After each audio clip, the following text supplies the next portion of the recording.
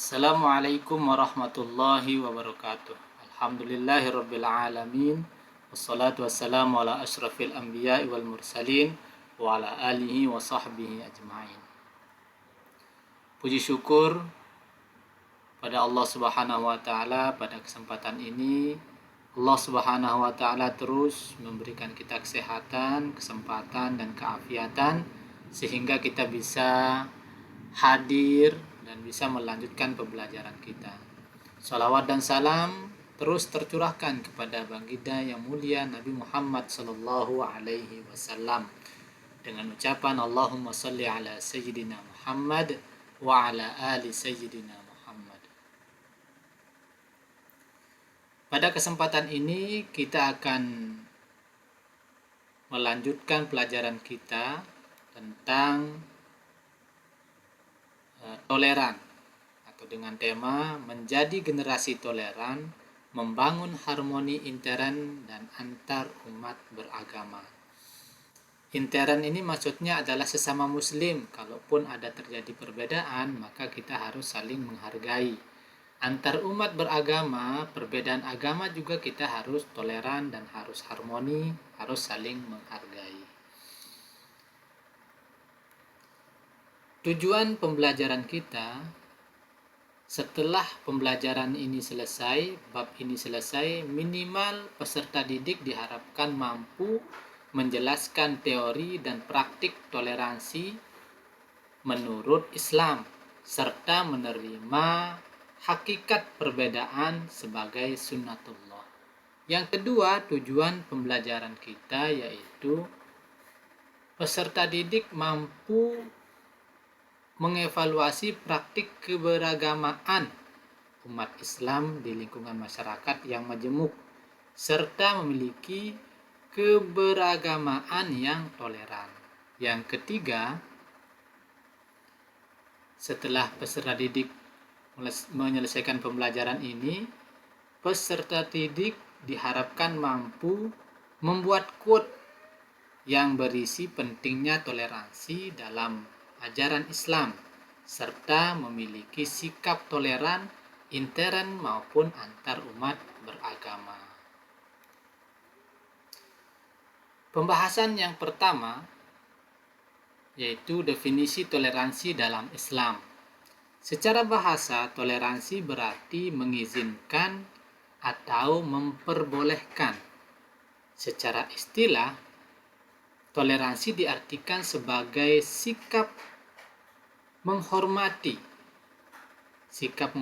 orang lain atas pelaksanaan hak-haknya. Toleransi mengarahkan kepada sikap terbuka dan mengakui adanya perbedaan baik suku, agama, ras maupun antar golongan.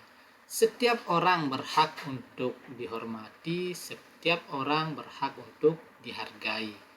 Maka ketika kita mau dihormati, mau dihargai, maka seyogianya kita juga menghormati, kita juga menghargai. Pembahasan kedua yaitu tentang mengembangkan toleransi antar dan intern umat beragama. Bagian A, kebebasan beragama dalam Islam dan toleransi antar umat beragama. Di dalam Al-Quran, A'udzubillahi minasyaitonirrajim, Bismillahirrahmanirrahim. La ikraha fid din, qad tabayyana ar-rusydu minal ghayy. Tidak ada paksaan dalam menganut agama Islam.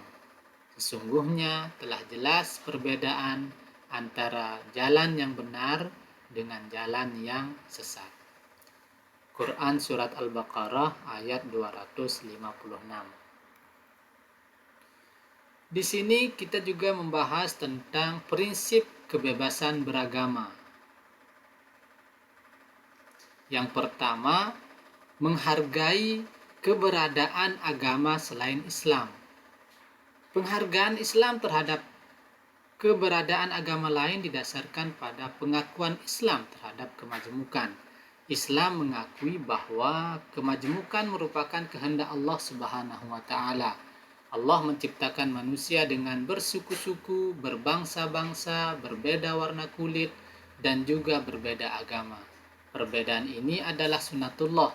Maksudnya, perbedaan-perbedaan itu merupakan tanda-tanda kekuasaan Allah yang terjadi secara alamiah sesuai dengan kehendak Allah Subhanahu wa Ta'ala.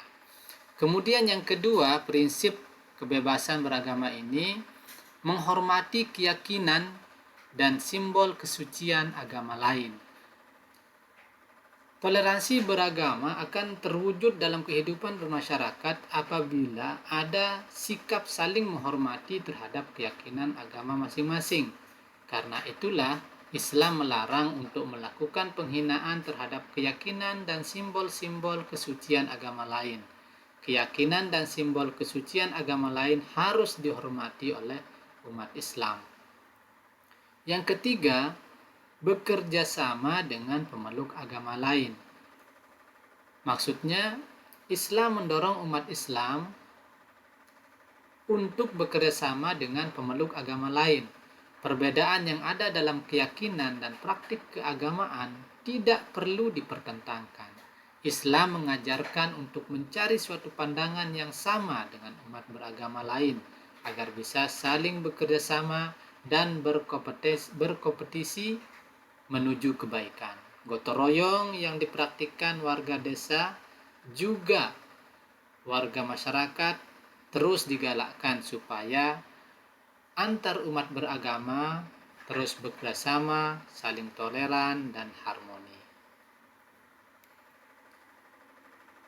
Yang bagian B dalam mengembangkan toleran antara dan inter umat beragama, yang bagian B ini khususnya internal umat beragama Islam. Di dalam agama Islam, khususnya kita di Indonesia ini, ada banyak organisasi seperti Nahdlatul Ulama, seperti Muhammadiyah, seperti Nahdlatul Wathon, ada juga Al-Khairat, dan juga banyak organisasi-organisasi yang lain yang terkadang memiliki perbedaan-perbedaan pendapat. Maka sebagai siswa kita perlu mengetahui perbedaan-perbedaan itu tidak untuk dipertentangkan, tetapi untuk diketahui dan untuk saling menghargai, saling memahami, sehingga terbentuklah masyarakat yang toleran dan harmoni. Demikian materi kita pada pertemuan kali ini. Insyaallah akan kita lanjutkan pada pertemuan kedua. Assalamualaikum warahmatullahi wabarakatuh.